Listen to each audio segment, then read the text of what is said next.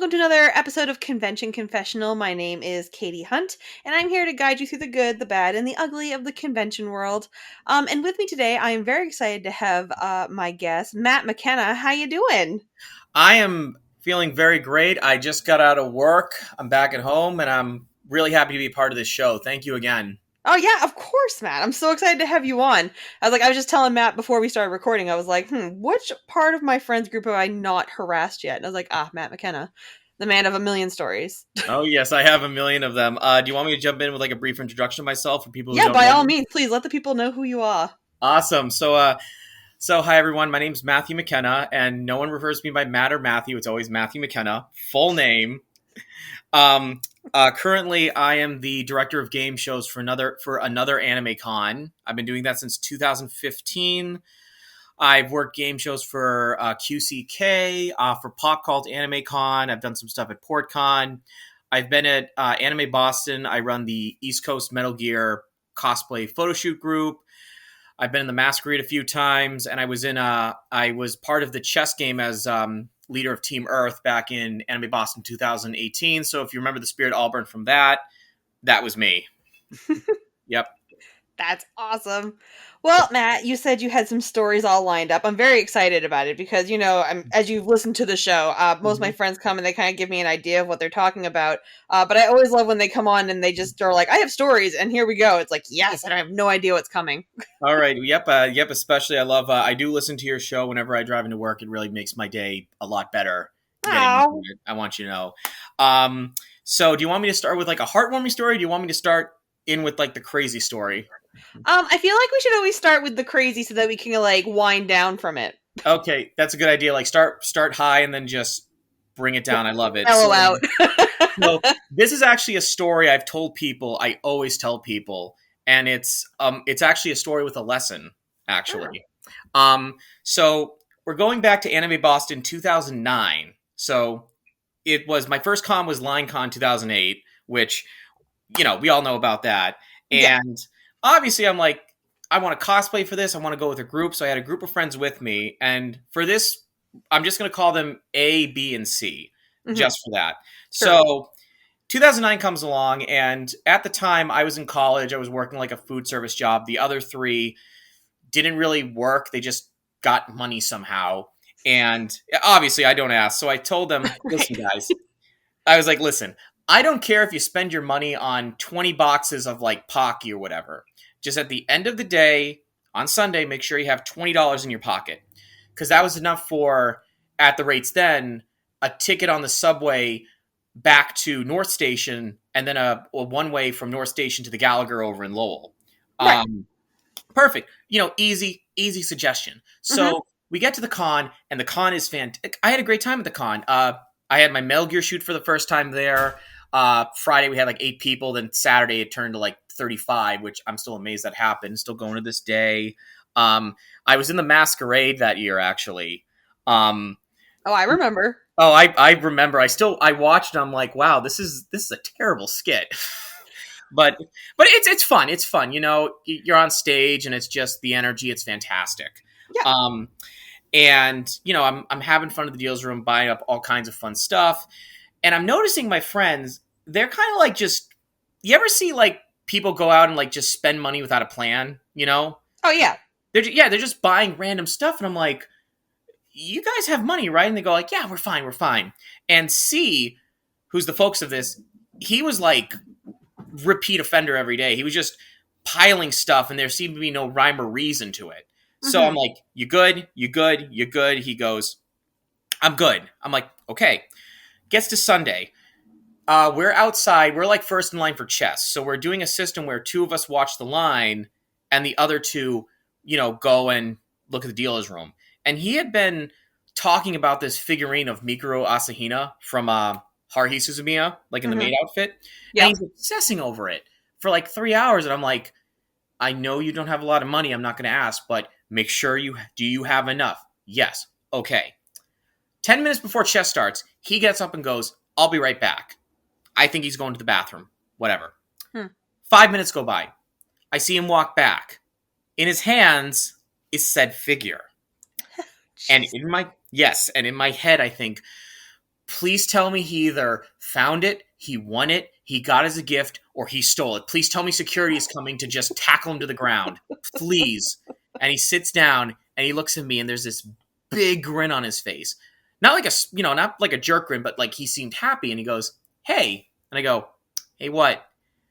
Guess how much this figure was?" "How much, C?" He goes, 40. I'm like, "Okay." And then he goes, then a pause, and then he goes, "Guess how much money I had left?" Not how, that's the key here, everyone. How much money I had left. I go, "How much?" And he goes, 41. So he burned all his cash on this figure, and he had $1 left. And I look at him, I go, "That's great. How you getting home?" And then he goes, "Aw." So I'm watching chess and I'm like, I'm mad. Unfortunately, I'm not even enjoying it. And there's two parts of my brain. One part is just this angry Massachusetts, just the Irish rage brewing in me going, "Leave him, leave him, Leave him. leave him, leave him to the wilds of Boston." He knew it was coming. He knew it was coming. Abandon him. But then the nice Christian boy in my brain, he's like, "Hold up a minute." Because this was Anime Boston 2009. Like, there's no Uber or Lyft at this point. Nope. He had no cell phone for whatever reason. I was the only one with a debit card. He had no cash. He didn't really get out of his house a lot. He had never been to the city up to that point, so I knew if I left him there, he wasn't coming back. Right. He would vanish, and then 3 days later I get a call, and he said, like, I somehow ended up in Vermont. I'm like, cool, whatever. So I'm like, okay, fine. I look at him and go, I'll pay for your ticket, okay? He goes, "Thank you," and I'm like, whatever. So this story has there's 2 more minutes of the story, and it gets worse. It gets worse. So I don't feel like it was going to be that simple. no, my life never is somehow. We get to the Gallagher terminal. I have to go to the window because obviously I had enough cash for myself, so I had to go use my debit card at the window. So I go over there. Then the other guy, walks over to me and says, "Hey, Matt, B used up all his money and needs you to buy him his train ticket." So the B, yeah, I know. I'm just like, there's just like the greatest minds of our generation in this room right now. So B used up all his money, and I'm just like raging. So I take A over and I go, come here for a sec. So we go far away, and I'm like, I told you all you have to save money. I told you that. You spent all your money. And mind you, I'm being like a little nicer with my language right now. You had to save your money, and you spent it all. So here's what's going to happen. You go to B, and you tell him he's figuring it out on his own. I don't care what he does. He can live in North Station for all I care. So A goes, okay. Then A walks over to B. It turns out A had enough money for B to pay for B's ticket, but A did not want to spend it on himself. Of course. Great. Right. So story's not over yet. One more thing happens. So, yeah, brace yourself. So I'm in line, and there's a gentleman who's going at the people in line, and he's asking for money. Okay.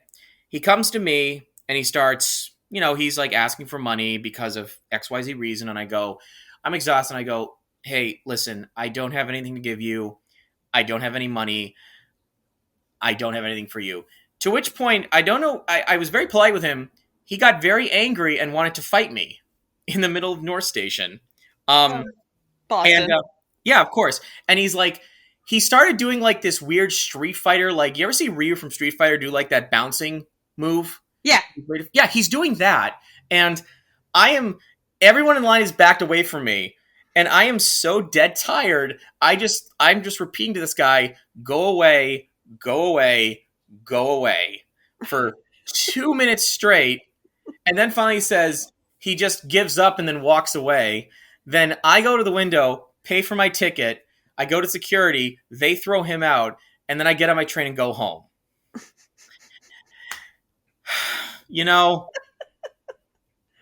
Oh, man. Yeah, it was. And that's what sucks. Is like sometimes you feel like you're like everybody jokes about con mom. But nobody ever talks about Con Dad. I know. I'm Condad. You think Condad would be like the guy who just, lets you run out into the woods somewhere and calls you like once a day, making sure you're alive, and that's it. Sure. No, it's like I have to be their accountant for an entire weekend. Um, yeah, they're just to let you know, they're off doing their own thing right now. We're not friends anymore, obviously. I hope they took some money class skills. But anyways, and this is funny because I was thinking about this, but it's amazing how like traveling to a convention has changed from 2009 to like nowadays. Oh, 100%. It's 100%. It's like because like back in the day I would take the train in, and it's nice, but nowadays I'm just like, you know what, I'm just gonna pay the $30 for the parking. I don't want to deal with the train and getting off and going by the train's time. I want to go up by my time. That's what I want to do. That is a sign of getting older. Mm. It's Horrible. funny. It's really funny, like how like your con experience changes, like you evolve with it. Because you start off going to conventions and you're just like, oh, the easy travel method, or it's like the cheaper option, or the cheaper option to stay at this hotel or whatever. And then all of a sudden you hit like 30, and you go, no, I'm getting the suite because it has a kitchenette in it. I can have my own snacks. Like I'm rooming by myself if I can, and I'm driving my car in and figuring out this parking situation. Oh yeah, yeah, that happened to me at AAC this year. This is the second year I got a suite. I go into the room, king size bed, fold out couch, big TV, like double sinks. There's an island in the middle of a full kitchen. It has like a full fridge, like a fridge, not a little Mhm. fridge, but a big fridge. And I'm like, I can't believe I roomed with like 6 people at one point 10 years ago. Yeah, somebody slept in a bathtub. That actually, our the anime club president of my college actually slept in the closet at AAC 2009. That was pretty funny. Mm-hmm. Yeah, I I'm like, mean, I've slept in a bathtub. I have slept on the floor multiple times under a desk, just with a blanket and a pillow. oh, that's living. That's what I did. I've made like a nest for myself on the floor. I've slept in a chair, which I don't recommend to any first time con goer. Do not do that. No, No, no, no. it's terrible. It's like I said, like now it's like, I am 35 years old. I'll admit it. I'm 35. And I think back to even 10 years ago and I'm like, I could never live in a convention hotel room like I used to now. Like with the knowledge and the experience that I have. Or even especially like following like a basic food structure too. Um, I think back to 2008, my first con. The entire weekend, I lived on like a box of Pocky, two brisk iced teas, and an apple. Mm-hmm, And mm-hmm. I'm like, how did I not die as I sit in a restaurant Right? waiting on my burgers show up? Yeah. Exactly. You're just like, how did I not eat at least 2 meals a day? Like, and meals, not like a bag of chips and a soda, Right, like because a sandwich, a right, and dinner. I know it's like you have to eat breakfast, lunch, dinner, basic food groups, snack during the day. You're good to go.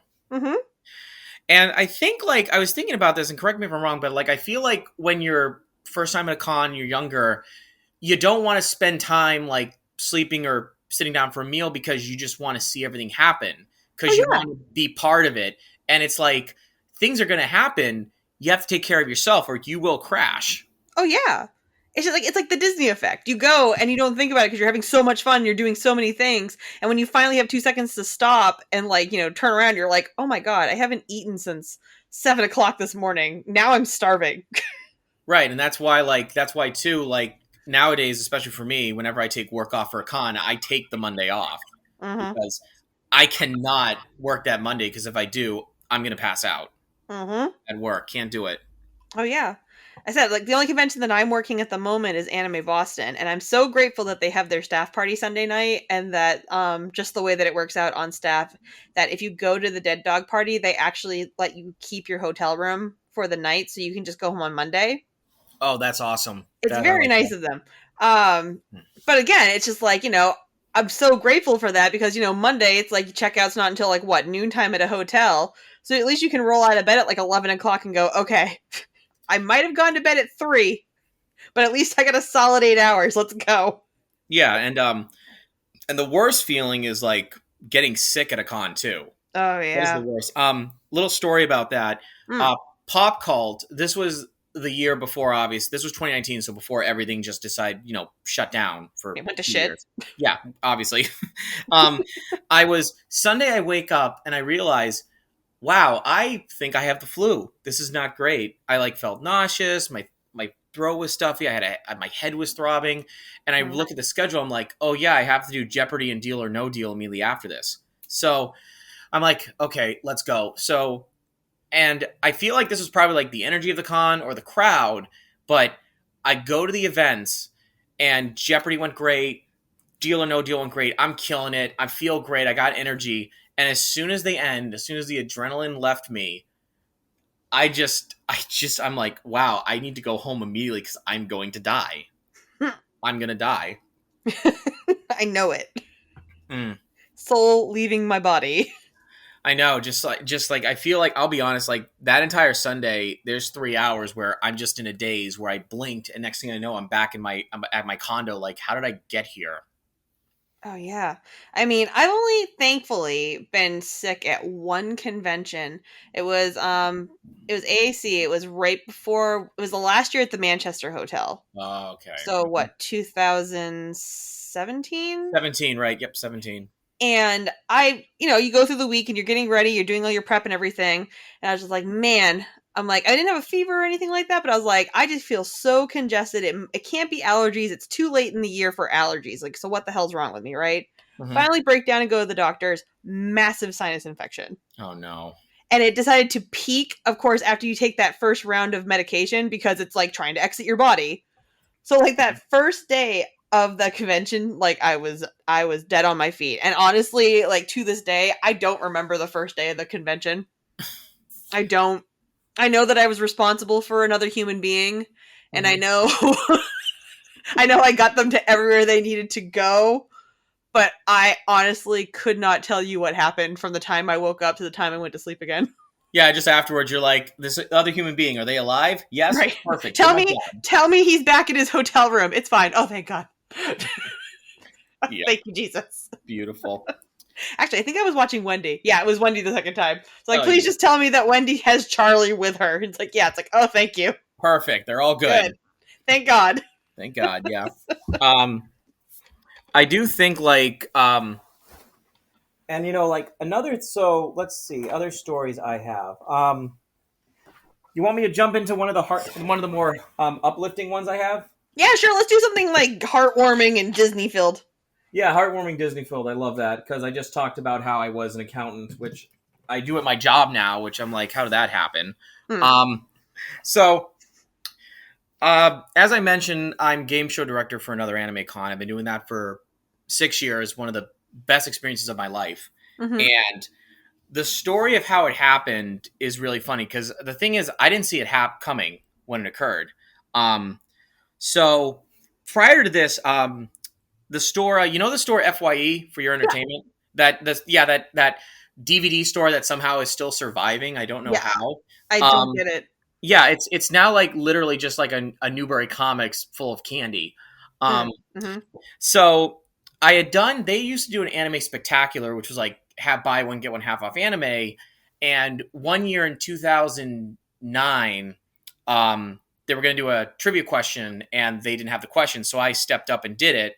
And I was on good terms with the staff at the time, so they were like, "Hey, if you keep doing this, we'll give you like $25 in store credit." And I'm like, "Fantastic!" So I did that till 2012 when the staff I knew left and it was all new people. So I'm like, all right, well, that was fun. Mm-hmm. So 2015 comes around. I was living at my mom's at the time, and it's an easy night. I'm having some wings over Lowell. I'm watching the Kingsman movie, and Lisa, head of AAC, texts me, goes, "Hey Matt," and I go, "Hey, what's up?" And she goes, "What are you doing right now?" I'm like, "I'm just watching a movie," and she goes, "Can you come to the Applebee's in Derry? I want to talk to you about something." And I'm like, "Okay, what's going on here?" And I drive over to the Applebee's, and she sits down, and she's with some of the other staff, and she looks at me and goes, "Hey Matt, do you want to be head of game shows?" And I'm like, "Yes, I do want to be head of game shows. I would love this." And she goes, "Thank you. Thank you." So that's how I became head of game shows. Just I got invited to Applebee's, and she's like, "Hey, you're in charge." I'm like, cool. Things you felt like could have been an email, though. No, but hey, I'll be honest. I got a free artichoke and spinach dip after the whole deal, so I'm like, all Hey, right. you know what? You know what? I love it. Um, and it's been a rewarding experience, honestly. Doing the game shows, and we've done like Deal or No Deal. We've done Jeopardy. We've worked up some new ones. Like I do a game called Trivia Strike, which is essentially Jeopardy but with like Mario Kart power ups. Mm-hmm. Um, I've expanded to. I actually do a 21 plus game at the con now. Oh, nice. Yeah, it's You ever see Always Sunny in Philadelphia? Yeah.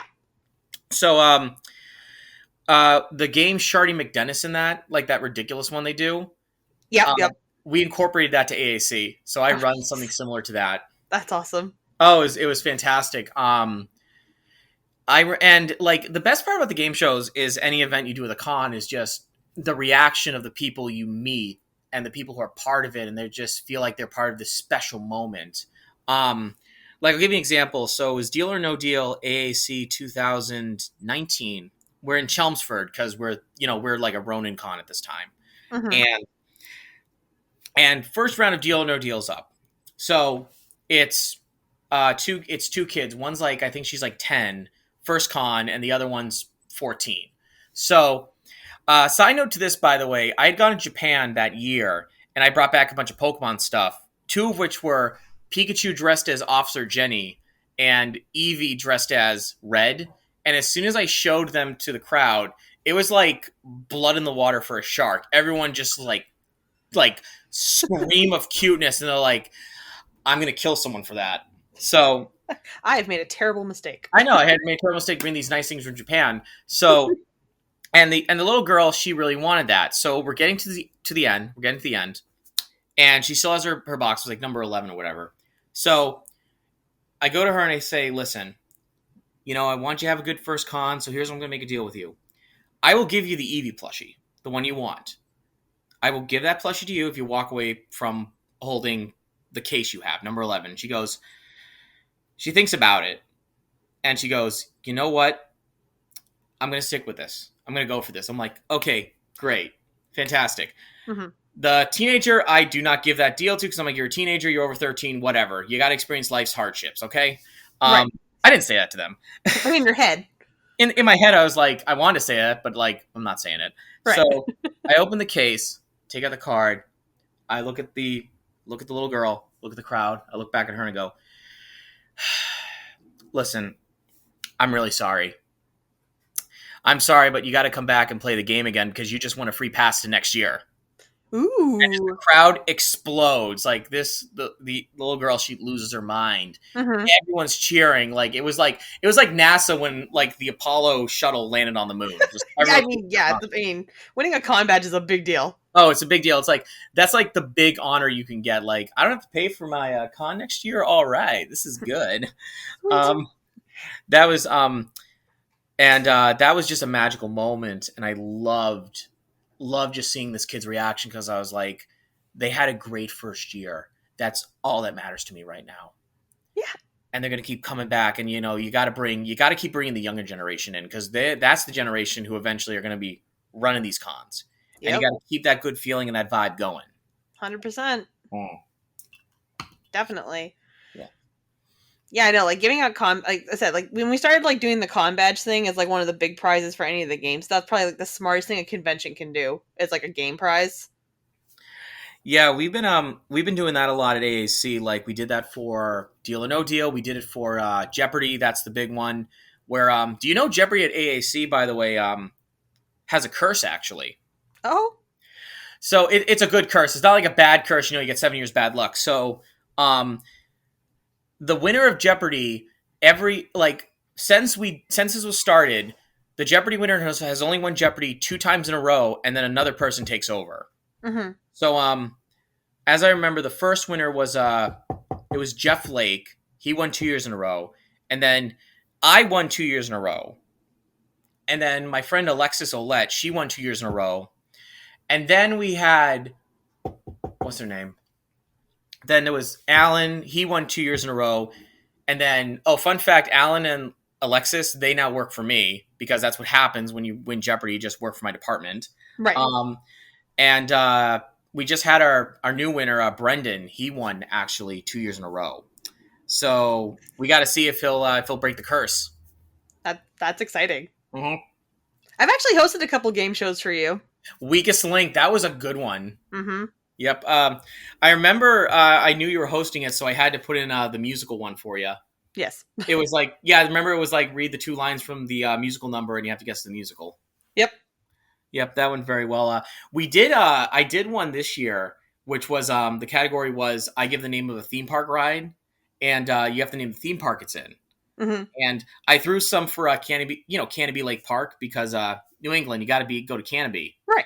and all the Canopy questions landed on one kid. He was dressed as Zuko from Avatar. Mm-hmm. He didn't get any of them, and I'm like, how have you not been to Canopy? And he goes, I'm from Maine. I lived with a very sheltered family. And I look at the crowd and I go, everyone, we're bringing Zuko to Canopy Lake Park. And I want that to happen. Dave asked Canopy Lake, let me tell, hey, it's Canopy Lake Park, okay? That was like the big, that if you live in New England, that's like the big trip for you as a kid. Yo, yeah. Yeah, because my parents couldn't afford Disney, so go to Canopy Lake Park. Storyland? Storyland and Canopy Lake Park were like the two big New England things you went to if you were like, you came from a family that was like, nah, we're not paying $1 million for Disney. Yeah, remember, one of the big things you got to do at Canopy though is the Boston Tea Party. Yep. You have to like stand in the splash zone and just get blasted by it. Yep. You gotta go on the Turkish twist. Turkish twist. Oh, Psychodrome. You got to go in Psychodrome. Yep. You go on Da Vinci's Dream, the swing ride, and you're like, how is this still operational and safe? You just assume you're gonna get launched into the lake. Oh yeah. You go on the Ferris wheel at the end of the night. Mm-hmm. Mm-hmm. The cannonball. The cannonball, Yankee Cannonball. Oh my god, that coaster is so scary. I know, like it was like they like, oh yeah, this coaster's been around since like the 1920s, and I actually rode in it a couple years ago, and I'm like, this is making noises a ride should not make. So this is how I die. There was one when I was a kid. The 8th grade field trip we did was they take us to Canopy as soon as they open. Yep. And the the ride near Psychodrome, it was like it's a skateboard ride, but before that it was like a parachute ride. Mm-hmm. And my buddy Adam and I, we were on the ride. We do one ride of it, and the guy operating it, he's like, honestly, he's like, he looks at us, goes, guys, there's no line here. Do you guys want to just keep going on this till there's a line? And we're like, yes. So we were on the parachute ride for like 20 minutes. That's awesome. Oh, it was fantastic. But yeah, I think that's going to be the next category, Weakest Link, next year, everybody. It's just going to be know your rides at Canopy Lake Park. Or New England theme parks in general. Right. I mean, Santa's Village is in New England, right? Yep. And then you got Water Country. Water Country. You got Six Flags around here. Yep. Six Flags New England's like Massachusetts, but it's still around here. It's still around here. It's the one with Superman. Yep. Funtown Splashdown USA. I still have that commercial burned into my memory. Yup.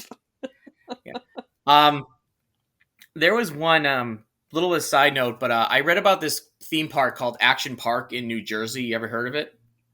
It sounds familiar. Yeah, it ran from like the 70s until like the early 90s, and there's a book and a documentary about it, and just the amount of stuff they got away with was amazing. They had like speedboats that ran on like actual speedboat motors that would leak oil into like the pond they had. And there was like one instance where like they had these tanks that would shoot tennis balls and the tanks would spin, and the attendees would start like dousing them in kerosene and lighting them on fire. I'm dead serious. Like if you ever get a chance, it's a book, like it's called Action Park, and it's about the Sun's founder talking about his life with the park. It's actually pretty interesting. Wow. That sounds interesting. Yeah. Sorry. Anyways, like that's going back to the con stuff. I'm sorry. Just like I'm into like weird theme park rides lately. My new hyperfixation for some reason.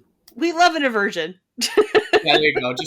Just like, yeah, we're talking about con stories. Oh wait, Canopy Lake Park. Let's talk about all the rides we went on as kids. Fantastic. That's crazy to me that somebody that's like a New England person just hasn't been to Canopy Lake. That's hilarious. I know.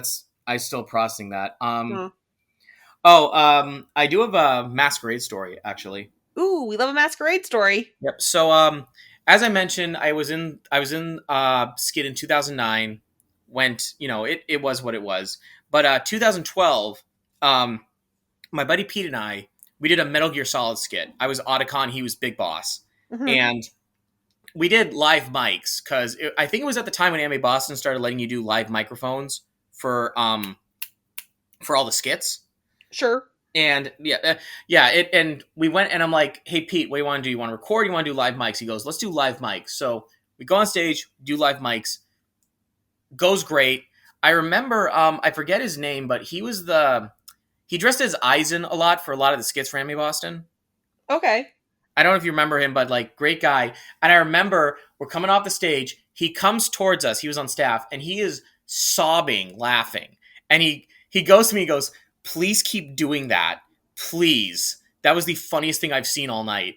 And I'm like, Phil's good. I love it. And we do. I did like a Metal Gear skit. I think like 4 years in a row, and I enter the next Metal Gear skit, and then Anime Boston sends me an email saying, "Listen, we're not having you in the masquerade because you didn't do anything wrong. It's just that you've done a Metal Gear skit 4 times in a row, and we need other skits." And I'm like, and I talked to Pete, and I'm like, "Hey, so it looks like we got blacklisted from Anime Boston Masquerade." And he's like, "Really?" And I'm like, "Yeah, not bad, not bad. Badge of honor. I love it." Well, I'm sure if you had done something like besides Metal Gear Solid, they'd probably be like, "Oh yeah, come on back." I know. Yeah, that was it was just like, yeah, I know, but like I feel like things should be a tradition. Why not have a Metal Gear Solid skit every year? You got to have one Metal Gear Solid. That's it. Anime Boston, one Metal Gear Solid skit every year. Perfect. But no, it was a good run. I mean, we had fun. The Metal Gear group was a big part of my life actually because that was the series I actually first like seriously cosplayed from and where I met most of my friends. Was that your first cosplay? So my first cosplay was did you ever play a video game called Killer 7? No, but I've heard of it. Okay, so I did Dan Smith from Killer 7 for AAC 2008, and I was like it was like a suit. I had like a spray painted Nerf gun. I felt like king of the world with this thing. And then for my first big cosplay, there were two of them. I did Yusuke from Yu Yu Hakusho in his Demon World tournament Oh, yep, costume. yep. And that was like blue sweatpants. I had like the yellow shirt. I had my grandma rip the sleeves off for me. Looked great. And then the big one for me was the Sorrow from Metal Gear Solid 3, the ghost guy. Mm-hmm. So I had like everything for him. And the person who drove me to cosplay was my friend Frank, who was, I went to college with him, and he got me into Metal Gear completely. Like we played the games together. We, we joke about the series, and he's like, "You got to cosplay the Sorrow Man. You got to do it." And I go, "You know what? I got the parts. Let's do it." And he was a big driving force of me getting into the cosplay community. Actually, unfortunately, he's no longer with us anymore. He passed away a couple years ago. Yeah. Um, yeah, I know how we were gonna say like let's go for like let's have an uplifting story, but of course I throw this in. But Eh. I know, but I just want to give a shout out to him. He was just a very positive force in my life Yeah, absolutely. for doing this, and from there I've done the Sorrow, I've done Otacon, I've done Cos Miller, both like his Peace Walker and like his Have you seen Phantom Pain yet? The fifth game. Yes. So you know how he's got like the big trench coat, he's got the cane and everything. Mm-hmm. So that was my big cosplay for a bit. I wore that to Katsucon one year, and I was kind of like, I was trying to do like the limp he does when you watch the cutscenes, because obviously he has like a fake leg. And a staff member came up to me, and she looks at me and goes, "Hey, excuse me, if you're having trouble walking, like I can bring you to the front of the line and get you into the deals room." I'm like, "No, no, no, no, no, no, no, no, I'm fine, I'm fine." And I start doing squats in the middle of the stupid room, proving that I'm fine. I'm like, "Please do not do that." Yeah, because I'm like, I'm not getting in trouble for this. No, I'm not affiliated. Yeah, I know. So, but and the Metal Gear group we had, that's been going for about 10 years now. Actually, we were supposed to have our 11th year 2020, but that got pushed back a little bit. Um, oh, I do have a story actually for you, real quick. I had an Anime Boston miracle happen with the Metal Gear group. Oh. It's a good one. So you know how it's very hard if it's a Saturday night at MA Boston, you're not getting a dinner reservation anywhere. Yeah, no, you don't eat unless Yeah. you've like made an advanced reservation. Yeah. So silly me, I tell my Metal Gear group, hey everybody, if you're interested, let's have like a group dinner. Let's go out and get some food. So they all show up. There's about 15 of us, and the restaurant I wanted to go to, I didn't know this, but it was like one of the smaller ones on the street outside, and I'm like, well, I'm not getting into that one. That's a problem. So I think of all the rest. Yeah, So I think of the restaurants in the area. And I remember there's King's, the bowling alley place down the Mhm. road. So I call them up and I go, hey, listen, shot in the dark here, but do you have a table for 15? And they go, yeah, if you can get here in like 5 minutes, we have a table. And I'm like, really? And they go, yeah, seriously, get over here in 5 minutes. So we book it over, and I got a table for 15 people on a Saturday night, Anime Boston, at 7 at night, no reservation. That's crazy. Yeah, which is bizarre because you go to the Cheesecake Factory and it's like you're not eating there. Unless you wait 2 hours and you pray to the anime gods to let you in. I know, I know. My See, we buddy, got smart about it though. My friend's group was like, okay, look, we're gonna order pizza from Domino's because Domino's always delivers, and then we're gonna send one poor soul to go down to the Cheesecake Factory to at least get us cheesecake. that's a good idea. I like that, and I gotta give a shout out to that Domino's Pizza near the Heinz Convention Center. They are the hardest working pizza place in They that. literally kill it. That and the Dunkin' Donuts in the Heinz. The Dunkin' Donuts. That Dunkin' Donuts has saved lives, honestly. It has. It has. And with the Dunkin' Donuts app now too, like way easier. It's still a shame though. The food court is no longer there anymore. Yeah, but you know what? I feel like even though Italy's kind of a little bit high priced, those little itty bitty stands that are in there are kind of clutch. I have not been in there yet, actually. I won't Um, lie. So like the big restaurants in there and stuff, they're good. Like, they're good to go if you want to have like a meal before the convention starts up kind of thing, not too horribly priced. But there's like a stand that is the coffee stand, which is pretty good coffee because it's Italian coffee. And then you've got the gelato stand, so you can get gelato and that's not that expensive. And then uh-huh. there's like a whole station to like build your own salad or like have a sandwich made. Or you can go get like a big bag of chips that will last you like a couple of meals if you plan it out right. Mhm. But there's also like a grocery store in there. And yeah, there's like the super duper fancy stuff in there that you're like, why would I have like shaved brisket in my hotel room? No one needs that. Or like 10,000 different kinds of cheeses. But on the other side of like the marketplace there's like the whole area where you can get like snacks. And I bought a whole bunch of snacks for like $20. Oh yeah, that's perfect. That's all you need. Just a couple snacks in there. You're good to go the rest of the weekend. Yeah, And absolutely. I got to say one thing about the Heinz Convention Center. I always forget there's a California Pizza Kitchen like nestled away in the corner. Oh, at the very back, yes. Yeah, everyone forgets about that place. It was actually where we went to go eat the year that we won Best in Show for Dead Moon Circus. Oh, that was a good skit. Yeah. I think that was 2009. 2009, that was the one. That was the one. But yeah, no, we went down there because for whatever reason, Masquerade was earlier, so it let out earlier. And even with all of, like the pandemonium of us like getting stopped by all of like the people to like interview for like Anime News Network and everything else, we somehow made it there before close. And I just remember going in and we ordered pasta because we were like, that's fast and that's not pizza that you guys have to make, so pasta's quicker. And we were just like, we're all old enough to drink. Can we get a margarita in our cup? And they made us a margarita for all of us in our cup that we won at Masquerade. That's beautiful. That It is was awesome. living. I love it. I It love was it. so big. I remember how much I think we paid for like a pitcher's worth of like margarita, and I don't even care. Like Ugh. it was awesome. Nothing beats a good margarita after a win. Mm-hmm. Nothing beats that. Mm-hmm. Man, that was a good skit, by the way. I remember. Oh, watching thanks. that. Yeah, It no, was that like was you mentioned your Metal Gear Solid. I'm like, I'm pretty sure that was the same year that we did Dead Moon Circus. And it was, yeah. the same year. That was actually so the Metal Gear Solid one was 2012, and like 2009 was like the skit I did as like random nerd. And fun fact, the characters A and B we discussed, they're in that skit actually. Oh, and now I will go look for it. Oh yeah, I'm sorry. By the way, when you see it, I'm really sorry. I am sorry. Just I in would like to advance. apologize for past Matthew McKenna.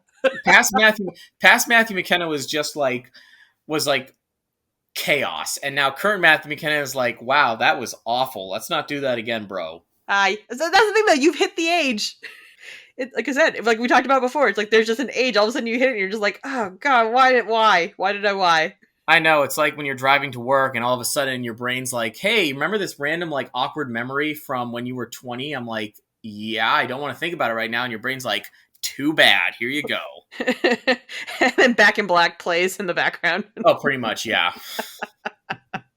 Yeah. Too many car rides to work thinking about just random things that pop in your head.